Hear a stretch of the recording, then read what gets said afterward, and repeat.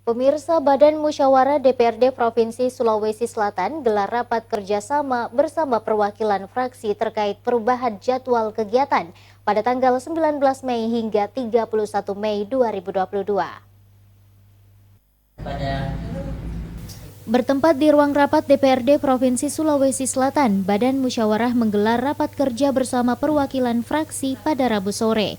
Rapat tersebut membahas perubahan jadwal kegiatan anggota DPRD Provinsi Sulawesi Selatan dari tanggal 19 Mei hingga 31 Mei 2022, di mana pada awalnya tanggal 19 hingga 21 Mei 2022 merupakan jadwal kegiatan kunjungan kerja luar atau dalam daerah komisi, diganti menjadi kunjungan daerah pemilihan.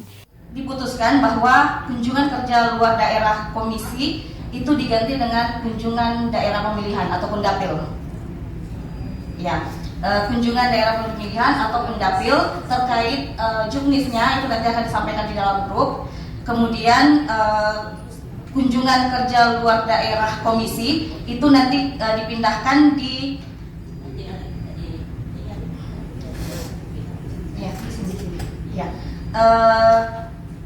29, 30, dan 31 untuk kunjungan kerja dalam atau luar komisi. Perubahan tersebut mendapat persetujuan dari semua perwakilan fraksi dan mulai berlaku sejak hari ini. Fitri Hairunisa, Celebes TV.